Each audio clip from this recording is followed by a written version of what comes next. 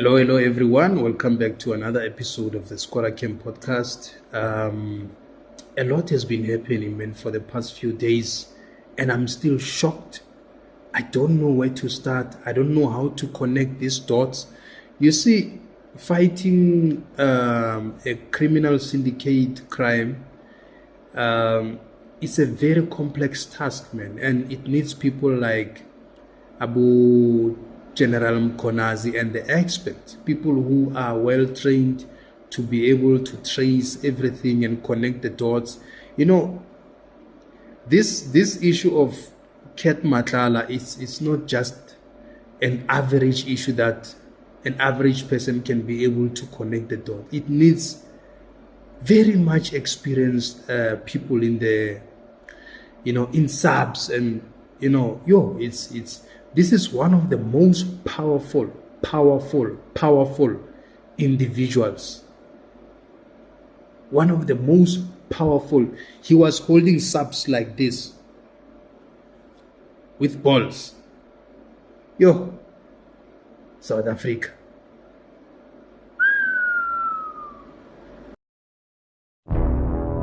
Long before his name would echo in parliamentary hearings and anti-corruption protests, Mkhwanazi, Cat Matlala, was already well versed in the language of violence and shadow deals. His criminal journey began in the early 2000s, where whispers in the townships of Gauteng placed him at the center of a series of cash-in-transit heists and house robberies. He was quick, elusive, and brutal, earning the nickname Cat for his ability to vanish and strike without warning. Yeah, man, he is the most influential figure. You can watch a full episode on Injula Simpson. It's a YouTube channel. You will be very much shocked. You will be very much shocked. There's a whole lot that you'll find there, and also prominent artists' lives taken like that, and there's absolutely zero prosecution. At some point, this man would even hire police in official uniform, full uniform, SAPS, to come and be his bodyguards with blue lights. Abuse of state resources.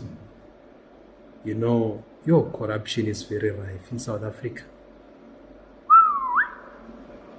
I'm shocked. I don't understand, and I don't know how we are actually going to get out of this situation. Watch this clip. That matter and many other matters perhaps that will have occurred in the country.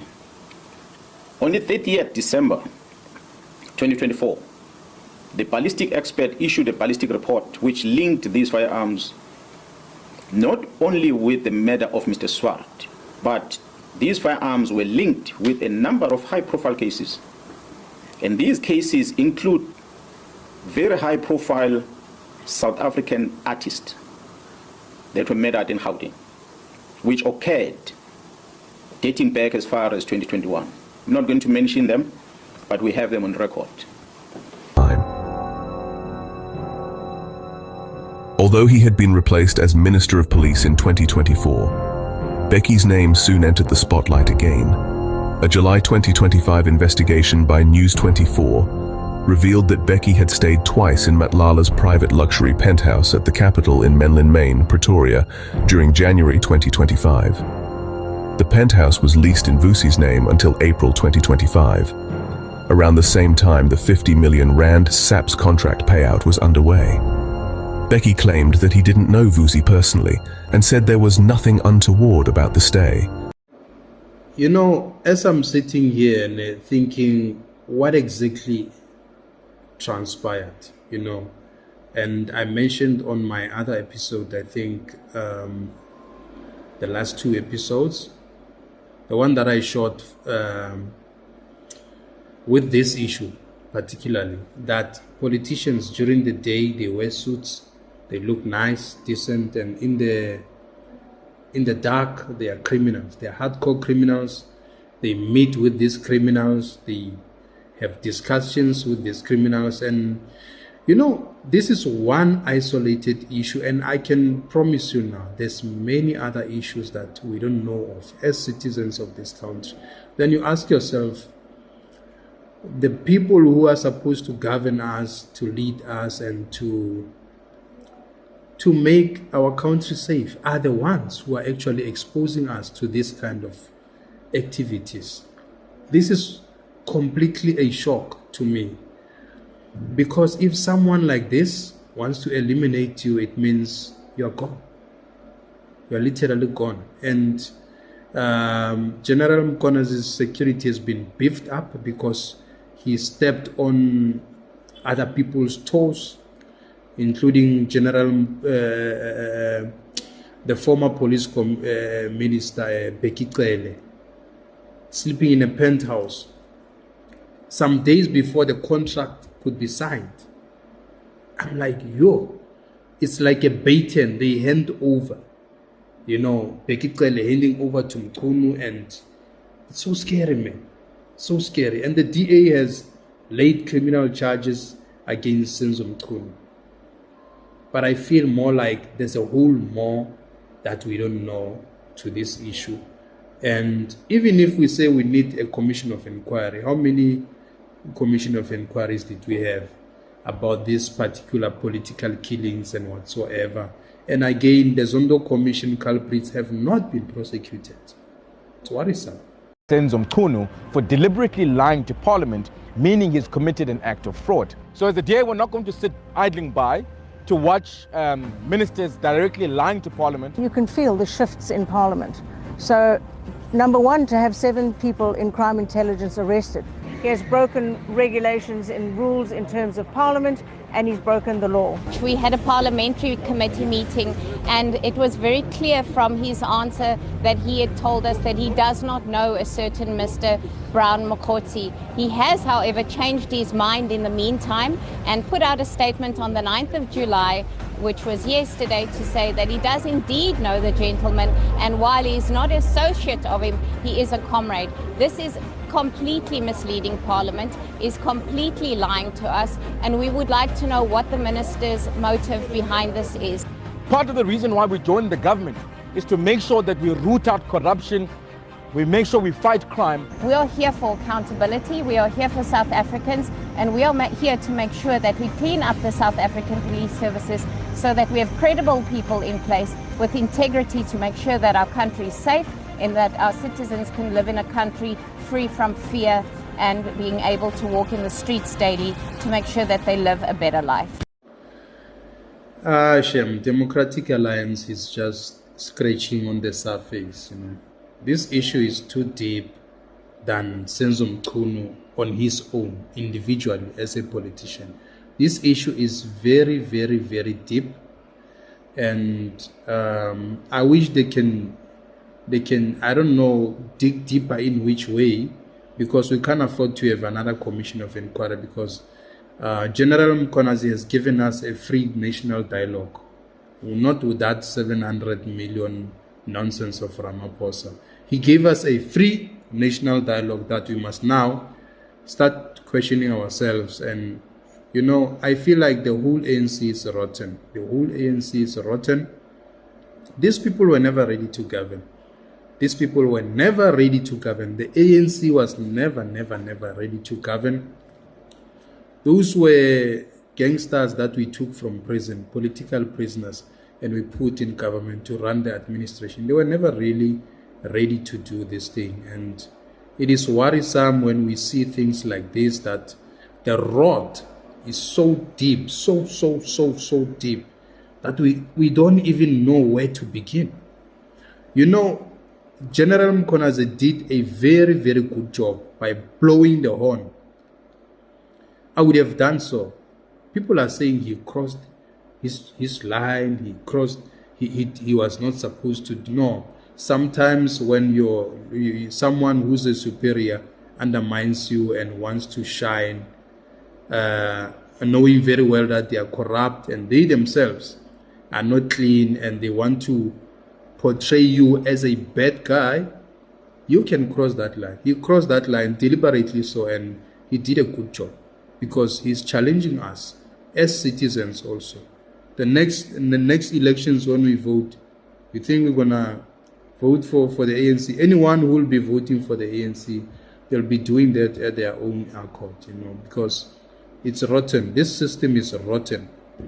It's full of bandits, rotten, mafias. It's a gangster state, and I'm so disappointed and disgusted at the same time, because we are governed by an organized criminal syndicate. The middle class politicians have actually turned into becoming criminal class. They commit these crimes with the assistance of the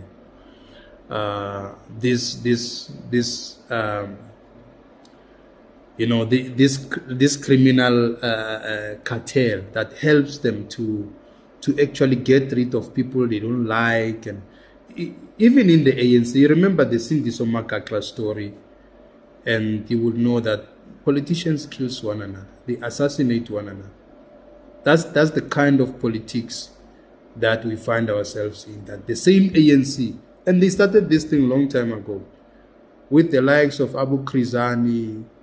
They started this thing long time ago, and some of them are quiet now, but they were part of that syndicate.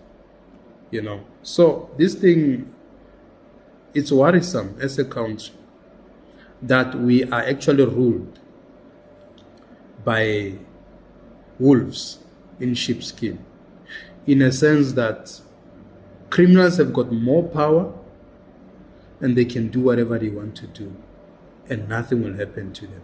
Nothing. Absolutely nothing. And Senzo Mchunu initially says he doesn't know this, he never asked for anything. Now all of a sudden, no, I know them, they are comrades. Senzo Mchunu has tried to clear the air following damning allegations of political interference within the SAPS.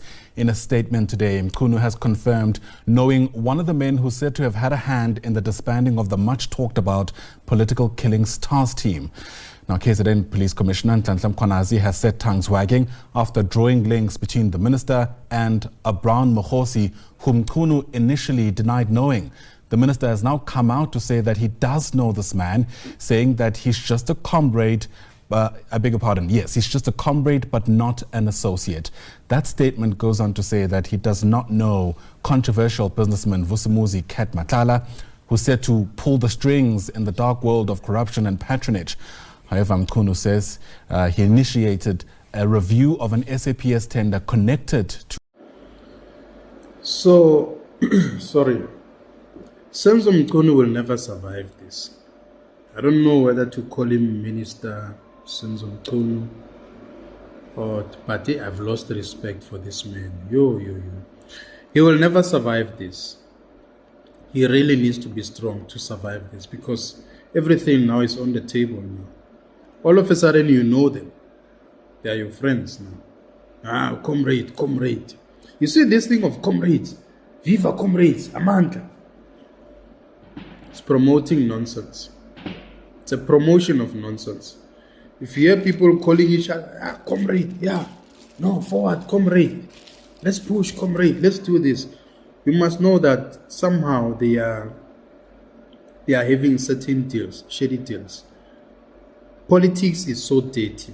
Politics is so dirty. If it was possible, we should not be governed by politicians. I don't know how possible is that, but politicians are so dirty. They are the same people who are perpetuating crime, who are pushing for corruption, who are doing everything. So it is worrisome. But the fact of the matter is that General Mkhwanazi has set the tone for us. So the ball is in our court. So if we drop the ball, then we might regret later, because these are damning allegations that needs to be fully investigated. And I think even if they investigate, he needs to be part of that. He really needs to be part of that, because he's got more info and he must be protected by any means. You see, now they are actually, they want to eliminate him. They really, because this is a key person, this is a key individual. So somehow they might attempt to get rid of him because he has derailed every plan. The same as Babita Deokaran, that you know, the woman who was assassinated when she was trying to expose the same tender that this cat had in Tembisa Hospital. So there's a lot, man. There's a lot, and this man is super powerful. Anyone who goes after this man, Vusimuzi, Cat Matlala, documentaries, you can watch Injula Simpson, you can watch Media Gang Bros, you will see that, some people are really, really connected. And we wait to see, because on Sunday, the president, I think he will be calling for a family meeting, and I don't know what nonsense he's going to say to us, because he is also part of the problem. And he has done things, especially the Pala Pala issue and all of. So that's gangster state. So everybody there has got their smaller skeletons, just like what Batabile Dlamini has said. But it's quite irritating. And we're not proud. We're not really proud to be South Africans when we are faced with this nonsense. We should be moving forward as a nation. We should be doing beautiful things, nice things, and being innovative and building entrepreneur, not gangsterism.